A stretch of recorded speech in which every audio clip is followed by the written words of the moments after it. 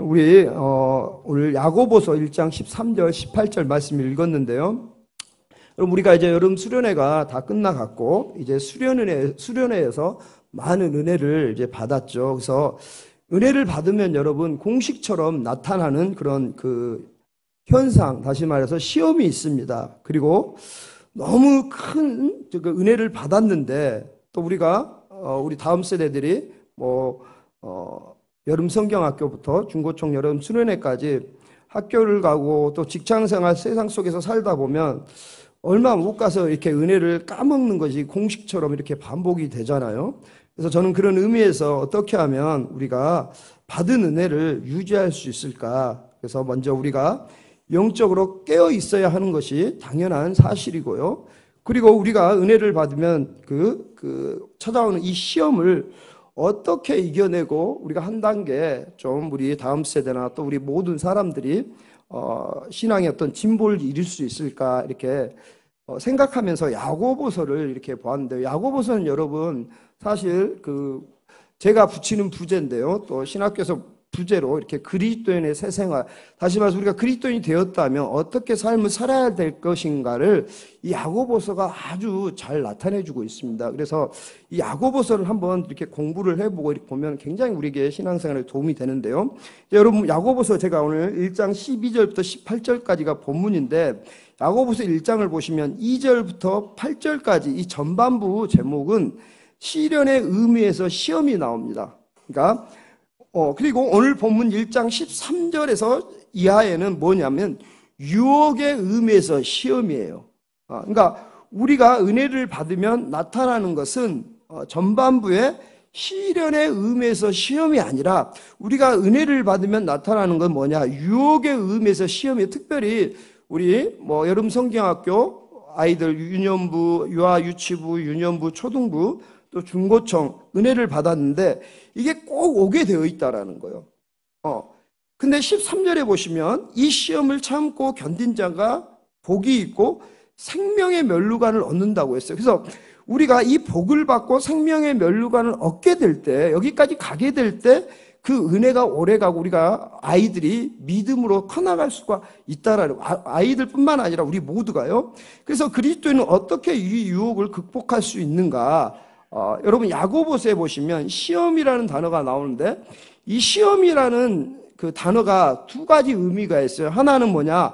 시련의 차원에서 쓰여진 것이 있고요. 두 번째는 유혹의 차원에서 쓰여진 것이 있습니다. 그래서 시련의 차원에서 유혹은 도키모스라고 일반적으로 밖으로부터 주어지는 것이에요.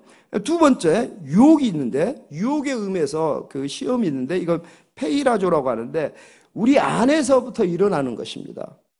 그래서 시련은 하나님이 우리에게 주시는 것이죠. 그렇죠? 테스트예요. 그리고 시련의 목적은 뭘까요? 훈련과 교육이에요. 그렇죠?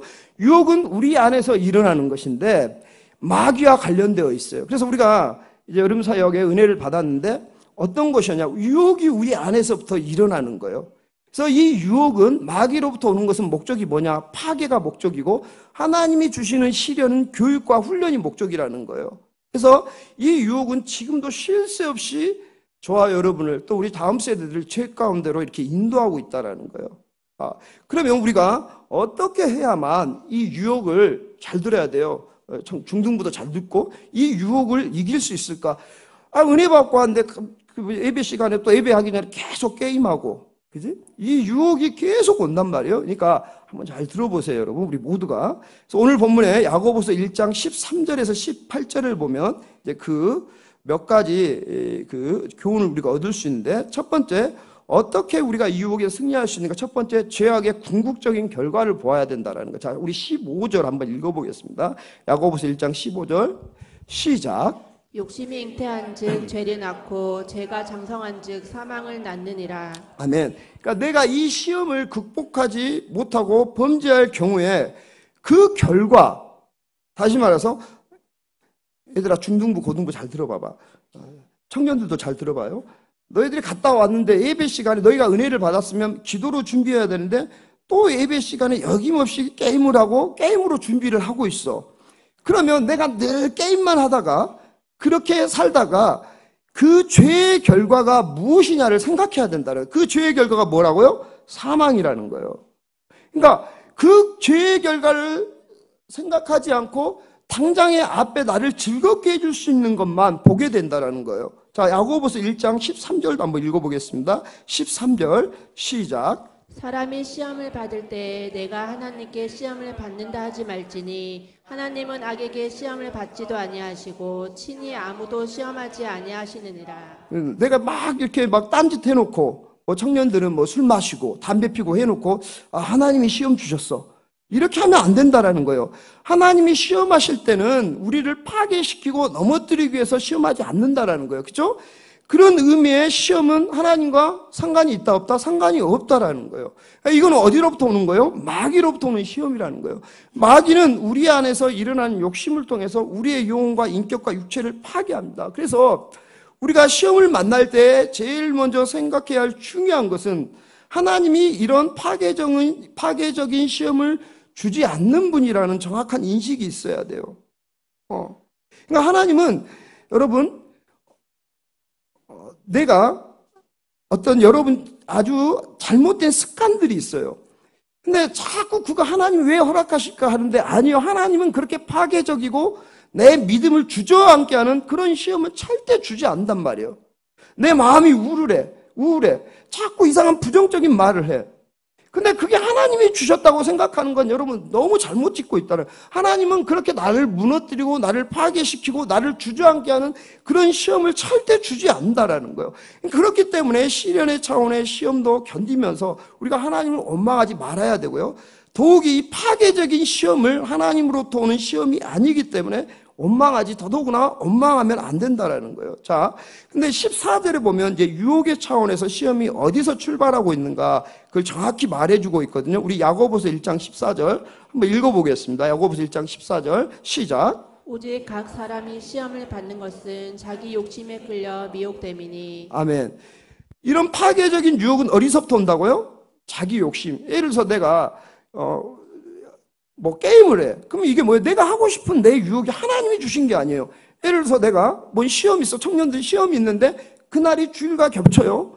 중요한 내가 약속이 있어요. 근데 이 약속은 뭐냐? 하나님이 주신 시험이 아니라는 거예요. 그게 뭐 어디서부터 나오는 거예요? 내 안에 욕심으로부터 나오는 거예요. 내가 즐기고 내가 누구를 주일 예배를 빠지면서까지 누구를 만나야 하고 중요한 일을 해야 할, 그게 내 욕심으로부터 나온다라는 거예요. 여러분, 욕망 자체는 죄가 아니에요. 먹고 싶은 욕망은 죄가 아닙니다. 그러나 많이 먹으려고 하는 것, 다시 말해서 탐식은 성경의 죄라고 해요. 그렇죠? 잠을 자고 싶어하는 욕망, 결코 범죄가 아니에요. 근데 날마다 좀 더 자자, 좀 게을러서 날마다 늦고, 이 게으름이 되면 범죄라는 거예요. 그래서 내가 저 사람과, 예를 들어서 남녀 관계도 마찬가지, 내가 저 사람과 사귀고 싶다, 이건 죄가 아니에요. 근데 수단과 방법을 가리지 않고 내 것을 만들자, 이건 죄가 된다라는 거예요. 그러니까 내 속에 먹고 싶어하는 욕망을 내가 얼마나 잘 다스리는가, 예배 시간에 내가 게임하고 싶은 욕망을 얼마나 잘 다스리는가, 내가 예배 시간에 빠져서 내 일, 내 목적, 내 어떤 삶의 질을 높이기 위하여 내가 가고 싶은 그 욕망을, 이 욕망은 나오게 돼 있지만 내가 그걸 잘 다스려야 된다는 거예요. 이해 가십니까? 또 이것을 잘못 다스리게 되면 죄가 된다는 거예요. 그래서 14절에 각 사람이 시험을 받는 것은 자기의 욕심 때문이라고 분명하게 말하고 있고, 욕심에 끌려.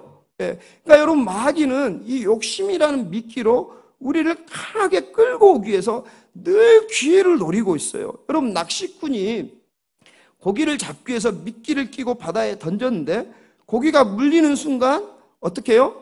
끌려오는 거예요. 그렇죠? 그러니까 이런 우리 속에 일어나는 욕심을 우리가 경계해야 된다라는 거예요. 욕심에 끌려 그 다음에 미혹됨이니 그랬어요. 그러니까 미혹의 뜻이 뭐냐면 여러분, 낚시꾼의 미끼, 이런 뜻이에요. 그러니까 미끼를 던져서 함정에 빠뜨리는 거예요. 미끼는 어때요, 여러분? 아름답고 쾌락이 있고 재미있고 즐겁겠죠. 그죠? 미끼는 황홀할수록 좋고 재미일수록 좋고 내 감정을 자극해요. 그래서 마귀는 아주 아름다운 미끼, 아주 즐거운 미끼를 우리에게 계속해서 던진다라는 거예요.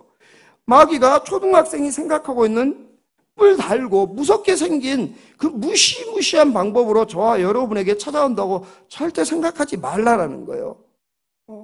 마귀는 자기를 광명한 천사로 가정하고 찾아온다는 것입니다. 여러분, 에덴 동산에서 사단이 엄청난 아름다운 미끼를 가지고 하와를 유혹했어요. 어떻게 해요? 먹음직도 하고 보암직도 하고 지혜스럽게 할 만큼 참 탐스럽다고 했어요. 그렇죠? 그게 미끼였단 말이에요. 창세기 13장에 아브라함과 롯이 땅을 나누려고 할 때 신앙의 사람 아브라함은 모든 것을 하나님께 다 맡겼죠. 그렇죠? 근데 롯은 소돔과 고모라 땅을 보니까 물이 넉넉하고 아름다운 평지를 보았어요. 그래서 여러분, 신앙은 보는 것이 아니라 신앙은 하나님께 맡기는 것임을 믿으시기 바랍니다.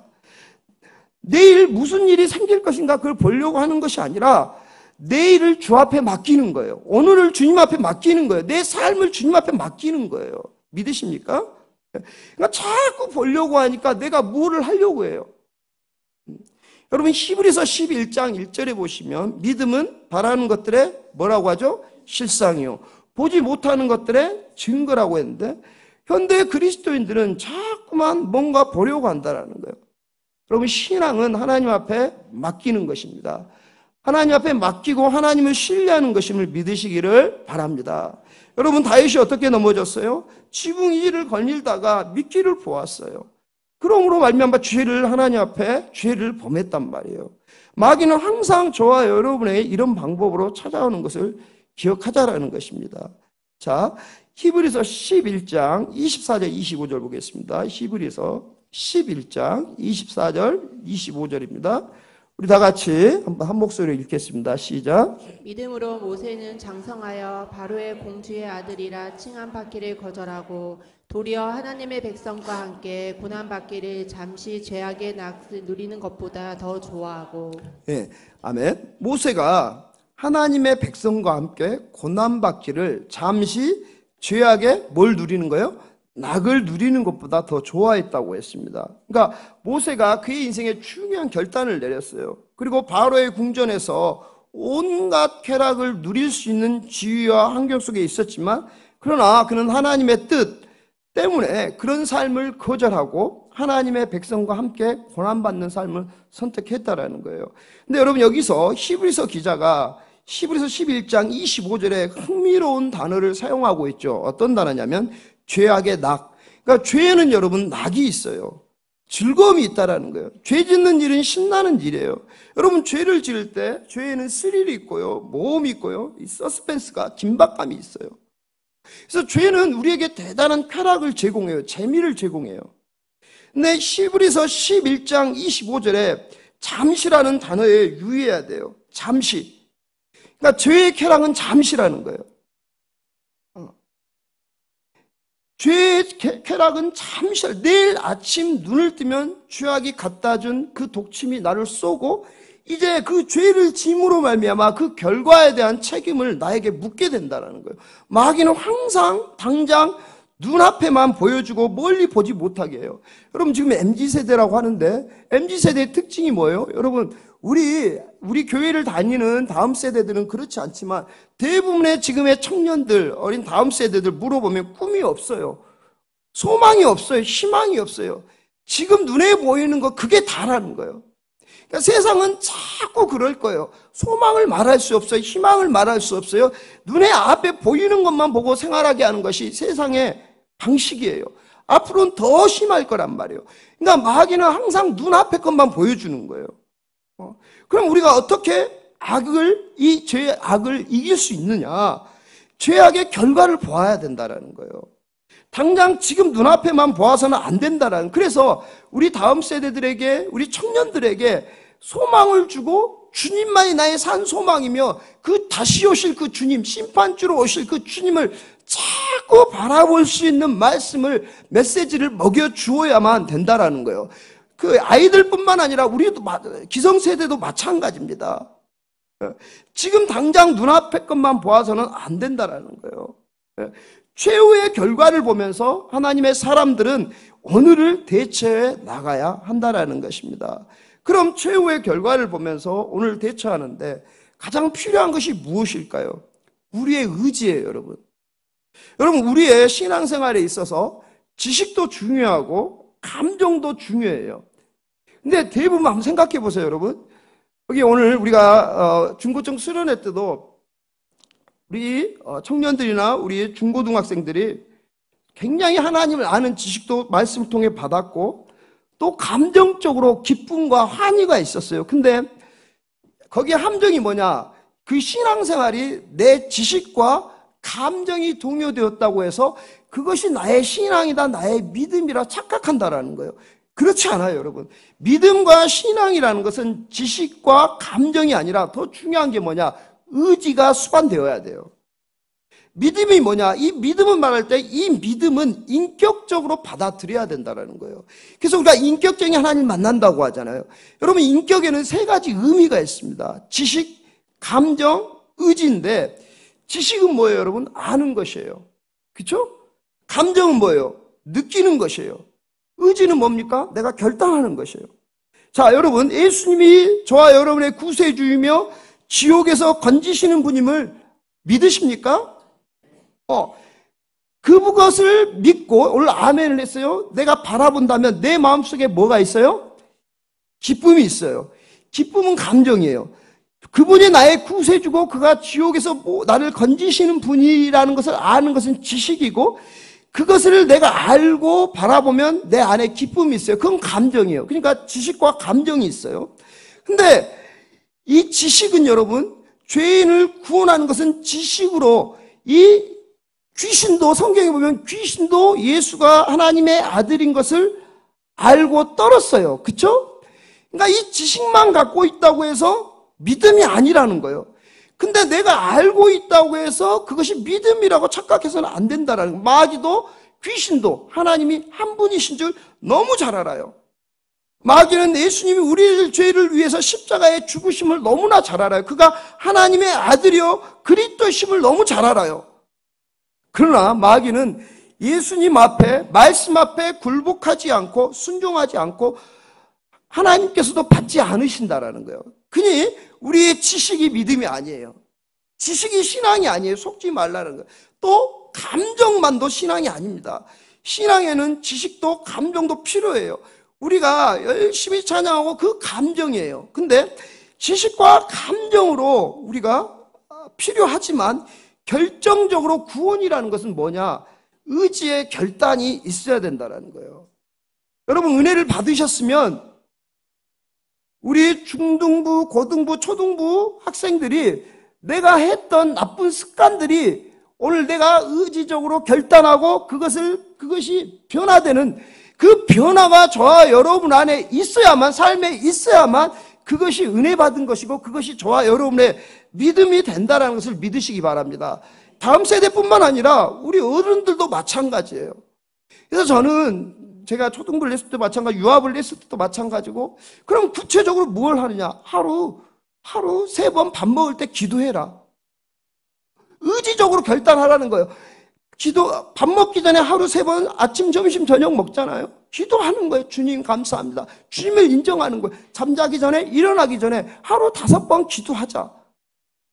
이게 뭔가 수련회를 갔다 와서 은혜를 받았다면 내가 의지적으로 해 나가야만 그 은혜가 지속된다라는 거예요. 청년들은 큐티하기로 마음 먹었으면 그 큐티를 해 나가는 거예요. 그죠? 어려워요. 힘들어요. 얼마나 귀찮은데요. 얼마나 규칙적으로 하는 게 힘든데요. 근데 내가 그거를 의지적으로 결단하고 의지적으로 해 나갈 때 우리의 믿음의 진보가 일어나는 것이고 우리의 믿음이 한 단계 한 계단 올라가게 된다라는 것입니다. 그래서 의지의 결단은 너무나 중요한 것이라는 거예요. 자, 여러분, 에스겔서 18장 20절 21절 한번 보겠습니다. 에스겔서 18장 여기 그 내용이 적어져 있습니다. 에스겔서 18장 20절 21절 우리 한번 읽어보겠습니다. 시작. 범죄하는 그 영혼은 죽을지라. 아들이 아버지의 죄악을 담당하지 아니할 것이요 아버지는 아들의 죄악을 담당하지 아니하리니 의인의 공의도 자기에게로 돌아가고 악인의 악도 자기에게로 돌아가리라.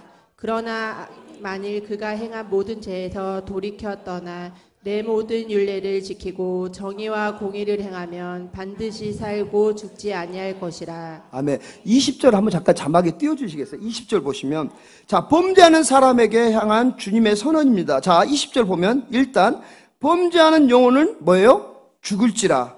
그죠? 그 다음 21절 한번 들어주세요. 21절에 보시면, 그러나 악인이 만일 그가 행한 모든 죄에서 돌이켜, 이건 뭐예요? 의지의 결단인 거예요. 그죠? 그러니까 물론 나 혼자 결단하지 못하지만 내 안에 계신 성령께서 돌이키도록 도우셔야 돼요. 그러니까 순종과 불순종, 이거 내 의지의 결단이라는 거예요. 그러니까 우리에게 이게 생명도 가지고 올 수 있고 사망도 가지고 올 수 있다라는 거예요. 사람들은, 특히 우리 청년들은 욕심에 이끌려 미혹될 수 있는 경우가 너무나 많아요. 그래서 내가 너네들 보면 중등부 보면 그러잖아. 내가 중등부 담당은 아니지만 게임하고 있으면 게임 그만해 하잖아. 잔소리 하는 게 아니야. 잔소리라고 생각했으면 미안한데 이거를 속았다고 하는 거예요. 그러니까 욕심에 이끌려 미혹되는 거예요. 그러니까 야고보서 1장 16절로 한번 다시 가보세요. 16절에 속지 말라고 하는 거예요. 그죠? 16절에 뭐라고 합니까? 내 사랑하는 형제들아, 속지 말라. 속고 있는 거예요.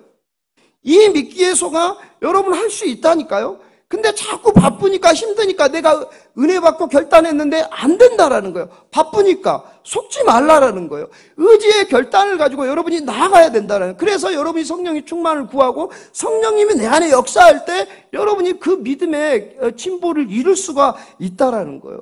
그래서 제가 늘 강조하지 않습니까? 그래서 성령 충만을 구하고 찾고 두드리는 것이 이번 수련회 때 우리 그거였는데, 그게 성령의 충만을 구해야 된다는 것입니다. 예. 다시 한번 정리해 보겠습니다. 우리가 어떻게 우리는 시험을 극복할 수 있는가? 죄악의 쾌락을 보지 말고 죄의 결과를 보자. 이것이 야고보서 1장 15절의 중요한 교훈이고요. 두 번째, 첫 번째는 그거였고, 두 번째, 선하신 하나님을 기억하라는 거예요. 자, 야고보서 1장 17절 보십시오. 17절 보면 제가 읽어드릴게요. 온갖 좋은 은사와 온전한 선물이 다 위로부터 누구에게 와요? 빛들의 아버지께로부터 내려오나니 그는 변함도 없으시고 회전하는 그림자도 없으시니라. 하나님은 선하시다라는 기억해야 돼요. 16절에 내 사랑하는 형제들아 속지 말라. 뭘 보고요? 죄의 쾌락을 보고 속지 말라라는 거예요. 하나님은 아까 17절에 온갖 좋은 것을 주시는 선하신 분이라는 것을 여러분 기억하시길 바랍니다. 우리가 시련을 만나든지 유혹을 만나든지 마귀가 와서 속삭이는 한 가지 음성이 있는데, 하나님이 정말 널 사랑하냐? 정말 하나님이 살아계시냐? 정말 하나님이 선하신 하나님이야? 우리가 시련과 유혹을 만날 때마다 이 잔인한 하나님을 우리 마음밭에 심어주는 거예요. 누가요? 마귀가요. 이게 마귀의 전략 중에 하나입니다. 뺏어가는 하나님, 파괴시키는 하나님으로 알고, 하나님 억울합니다. 나에게 왜 이렇게 힘든 일을 허락하세요? 창세기 3장에 마귀가 처음 에덴 동산에 아담을 찾아왔을 때 뭐라고 속삭였어요? 하나님 참으로 너희들에게 동산 모든 나무의 실과를 먹지 말라고 하시더냐. 하나님이 그렇게 말했어요, 여러분? 예? 아니, 선악과만 따먹지 말라고 했잖아요. 근데 마귀가 모든 나무의 실과를 따먹지 말라고 하셨느냐? 잔인한 하나님, 냉정한 하나님이라고 은연중에 이 얘기를 하고 있다라는 것입니다. 그렇게 유혹했다라는 거예요. 우리 어리고 젊은 중고 청년들에게, 또 우리 다음 세대들에게 예수님 믿고 예배자로 먼저 서고 사역하라고 하면, 이 젊은 나이에 우리 아이들은 안 그래요. 이 젊은 나이에 내가 왜 그래야 되는데 나의 시간과 물질과 수고를 뺏어가는 하나님으로 인식하는 사람들도 있을 수 있다라는 거예요. 이런 사람들의 생각에 밑바닥에 흐르고 있는 빼앗아가는 중요한 의식은, 내가 주님 앞에 온다면 모든 것을 하나님 앞에 내어놓고 내 시간을 뺏긴다 생각하고요, 내 물질을 뺏긴다 생각하시고요, 내 힘을 뺏긴다 생각, 내 에너지가 소비된다고 생각을 해요. 이런 하나님의 이미지를 가지고 있다면 여러분, 우리는 지금 마귀에게 속고 있고요, 마귀가 심어준 생각이라는 거예요. 근데 성경은 어떻게 말하고 있습니까? 자, 17절 다시 한번 읽어보겠습니다. 야고보서 1장 17절 시작. 온갖 좋은 은사와 온전한 선물이 다 위로부터 빛들의 아버지께로부터 내려오나니 그는 변함도 없으시고 회전하는 그림자도 없으시니라. 아멘.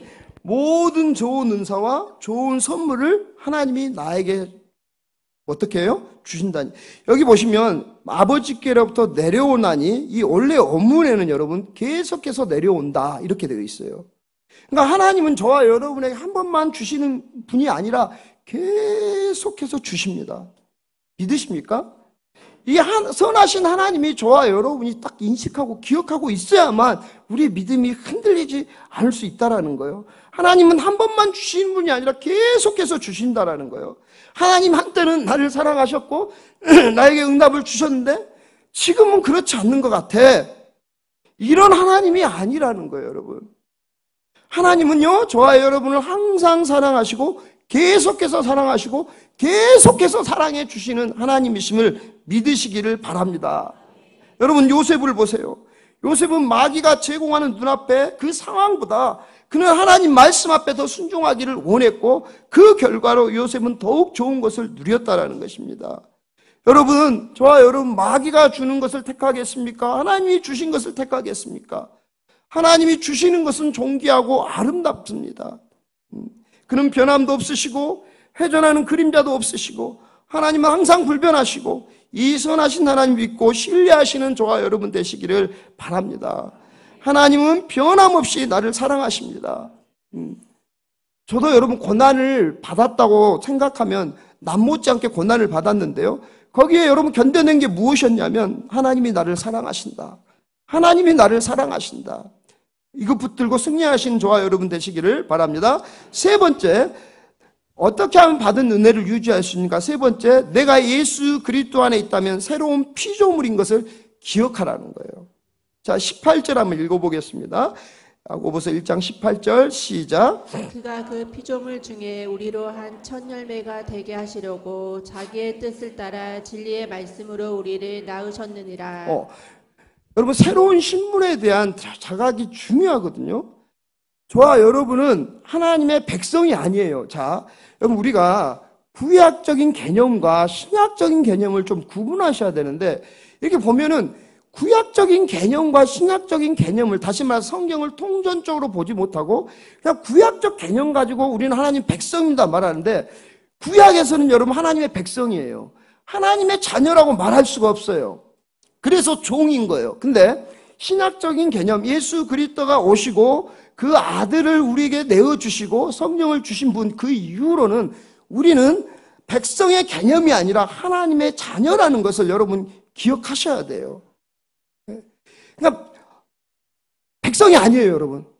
그 정도가 아니란 말이에요. 예수가 십자가에 못 박혀 죽으셔가지고 그분이 우리를 놔주시는 게 아니라 얼마나 사랑하시게 내 안에 성령으로 오셔서 저와 여러분 영원히 함께 하시고 로마서 8장 16절에 하나님의 자녀가 되는 증거를 주셨단 말이에요. 그러니까 백성 정도가 아니고, 그러니까 저를 위해 기도하실 때도 거룩한 종 하지 마시고 하나님의 자녀인 정윤 목사를 위해 기도해 주십시오. 저는 하나님의 자녀라는 거예요. 내 자신의 신분을 낮추고 싶지 않습니다. 하나님은, 그러니 나는 하나님의 거룩한 자녀니 하나님이 자녀답게 살아야 하는 것이에요. 우리는 믿음으로 의롭다함을 얻었다. 물론 아직도 죄와 싸우고 있지만 우리의 신분은 더 이상 죄인이 아니고 주님이 저와 여러분을 신부라고 부르신단 말이에요.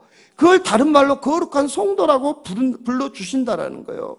그러니까 나는 예수 그리스도 안에서 새로운 피조물이야. 새 사람의 자각이 마귀로부터 저와 여러분을 이길 힘을 주시는 것임을 믿으시기 바랍니다. 어떻게 우리를 새로운 피조물로 세워주셨는가? 18절에 보십시오. 자기의 뜻을 쫓아, 자기의 뜻을 따라. 내가 하나님의 자녀가 된 것은 여러분 내 스스로 원하지 않았어요.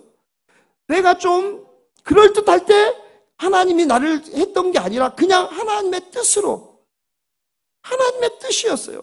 내가 복음에 대한 관심도 없었을 그때부터, 아주 못돼 먹었을 그때부터 나를 아시고 나를 이미 사랑하고 계셨다라는 것을 믿으시기를 바랍니다. 우리 다음 세대들이 게임하고 막 말 안 듣고 해도요, 하나님이 그 말 안 듣는 아이를 사랑하신 걸 믿으십니까? 그러니까 우리 자녀가 말 안 듣는다고 야단치지 마시고 그 자녀가 하나님의 자녀임을 믿어주시고 사랑해주시고 믿음으로 말씀으로 세워주어야 된다라는 거예요. 여러분, 어떤 어려움과 가정의 어려움, 물질의 어려움, 사람과의 관계에 문제가 있으십니까? 거기에 정말 내가 하나님의 자녀인 것을 믿고 그 모든 문제에서 회복되는 역사가 저와 여러분의 인생 가운데 나타나기를 간절히 바랍니다. 네. 진리의 말씀으로 우리를 낳으셨고 하나님이 말씀으로 나를 낳으셨다고 말했어요. 말씀으로 여러분. 베드로전서 1장 23절에 썩지 아니할 씨로, 다시 말해 말씀으로 되었다라는 거예요. 썩지 않는 씨는 여러분 하나님의 말씀인 줄 믿으시기 바랍니다. 저는 이 말씀을 통해서요, 그래서 성경을 읽고 예수님이 나의 구세주인 것을 알았습니다. 저는 이 말씀을 통해서 내가 얼마나 죄인인 것을 깨달았어요. 저는 말씀을 통해 내 죄는 예수 그리스도가 아니고서는 해결할 수 없다는 것을 알았어요.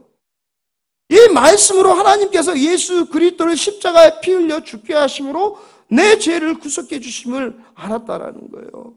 그래서 시편 119편 50절에 말씀처럼 말씀은 나의 위로시며 나를 살리시는 생명이시다. 이 고백이 저와 여러분의 고백이 되어야 할 줄로 믿습니다. 주님을 믿을 때 내가 하나님의 자녀가 되었다. 이 고백이 저와 여러분에게 있어야 한다는 것이죠. 내가 오늘 있었다면 여러분, 저와 여러분은 이제 새로운 피조물이 되었다라는 것입니다. 근데 내가 세상 유혹 앞에 넘어지고 쓰러지고 살아야 되겠습니까? 결코 그럴 수 없다라는 거예요. 자, 베드로후서 1장 4절 한번 보겠습니다. 읽어보겠습니다. 시작. 이로써 그 보배롭고 지극히 큰 약속을 우리에게 주사 이 약속으로 말미암아 너희가 정욕 때문에 세상에서 썩어질 것을 피하여 신성한 성품에 참여하는 자가 되게 하려 하셨느니라. 아멘. 자, 여러분 마지막입니다. 이제 집중해 주세요. 우리가 예수님을 믿고 베드로서 1장 4절 보냐? 옛날 성품이 없어졌다고 착각하면 안 돼요, 여러분. 우리가 좀 착각하는 게 있어요. 옛 성품이 없어졌다고 생각해요. 옛 성품이 그대로 있습니다. 베드로서 1장 4절의 말씀에 근거해서. 그러나 내가 예수 그리스도를 믿는 순간 어떻게 됐어요? 새로운 신의 성품이 심어졌어요. 그러니까 내 안에 옛 성품도 있고 새로운 성품도 있는 거예요. 그런 의미에서 예수님을 믿고 난 후 오히려 우리가 어때요? 더욱 갈등이 생기는 거예요. 옛 성품은 자꾸 육체의 소욕대로 살려고 유혹해요. 근데 이 새 거룩한 성품은 하나님을 기쁘시게 해드리기 위해 살려고 해요. 근데 내가 예수님을 믿는다고 하면서 자꾸 옛 성품대로 살려고 한다면 문제라는 거예요. 우리 안에 끊임없는 악한 성품과 선한 성품의 싸움이 있다는 거예요. 여러분 게임 많이 하는 친구들 있죠? 한번 하루에 딱 10분만 줄여보세요. 그러니까 게임하는 게 죄는 아니에요. 근데 그걸 2시간, 3시간, 하루에 몇 번씩은 그게 죄가 되는 거예요. 그러니까 하나님이 기뻐하시지 않아요. 그러니까 이 옛 성품대로 살면 여러분 은혜 받는 거 하나도 똑같아요. 여러분의 삶에 변화가 없어요. 내 안에 새 성품과 옛 성품이 있는데 내가 하나님의 성품대로 살려고 내 의지를 가지고 노력해야 된다는 거예요. 우리 안에 끊임없는 악한 성품과 선한 성품의 싸움이 있다는 거예요. 근데 내가 말씀을 읽을 때 이 새 성품이 살쪄요. 내가 규칙을 할 때 이 새 성품이 살찌는 거예요. 내가 기도할 때 내 새 성품이 살이 찌는 거예요. 내가 찬양할 때 이 새 성품이 살찐다라는 거예요. 내가 거룩한 기도로 하나님과 교제할 때 이 성품이 자라난다라는 거예요. 내가 맨날 게임하고 있을 때 내 새 성품은 죽어가고 옛 성품이 더욱더 살아나는 거예요. 내가 내 신념, 내 계획, 나 잘되고자 하는 목적으로만 살아갈 때 내 옛 성품이 더 살아나고 내 새 성품은 더욱더 힘을 잃고 살아가게 된다라는 거예요.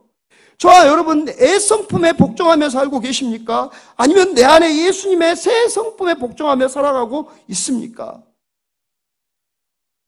우리의 힘으로는 안 됩니다. 그래서 누가복음 11장 8절에 구하고 찾고 두드리라. 근데 구하고 찾고 두드리는 자에게 주실 것이다. 그게 하나님 시험 합격하게 해주세요. 우리 아이가 좋은 학교 가게 해주세요. 내가 정말 원하는 데 되게 해주세요. 이걸 구하라는 게 아니에요. 악한 자라도 자식에게 좋은 걸 줄 줄 알거든. 하물며 하나님 아버지께서 좋은 것을 주시지 않겠느냐? 뭘 주신다고요? 성령을 주시지 않겠냐라는 거예요.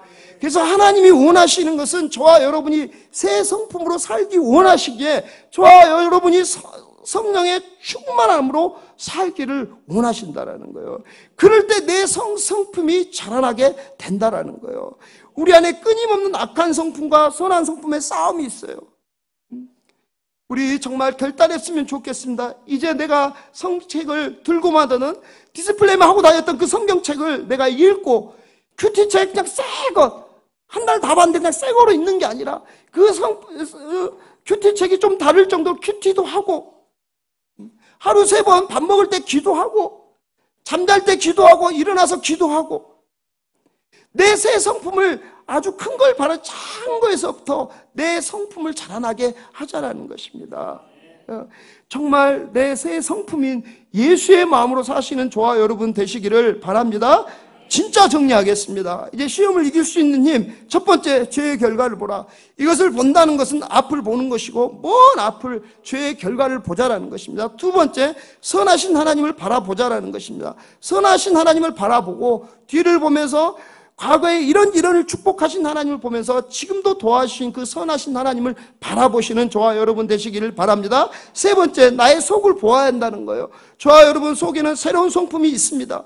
이제 죄를 지을 수 없습니다. 거룩한 소욕대로, 성령의 소욕대로 살아가는 저와 여러분 되시기를 간절히 축복하고 바랍니다. 누가복음 11장 13절 한번 마지막으로 읽고 우리 찬양하고 기도하도록 하겠습니다. 누가복음 11장 13절입니다. 같이 한번 크게 읽겠습니다. 시작. 너희가 악할지라도 좋은 것을 자식에게 줄 줄 알거든 하물며 너희 하늘 아버지께서 구하는 자에게 성령을 주시지 아니하겠느냐 하시니라. 아멘. 여러분이 말씀을 읽고 성경을 읽고 큐티를 하고 여러분이 기도하고 찬양하고 예배할 때 하나님은 정말 나에게 성령의 충만함을 허락해 주십니다. 세상의 유혹 시험에 당하지 않는 저와 여러분 되기를 바랍니다. 우리 찬양하겠습니다. 세상의 유혹 시험이. 우리 찬양하시고 한번 뜨겁게 기도하는 시간 갖도록 하겠습니다.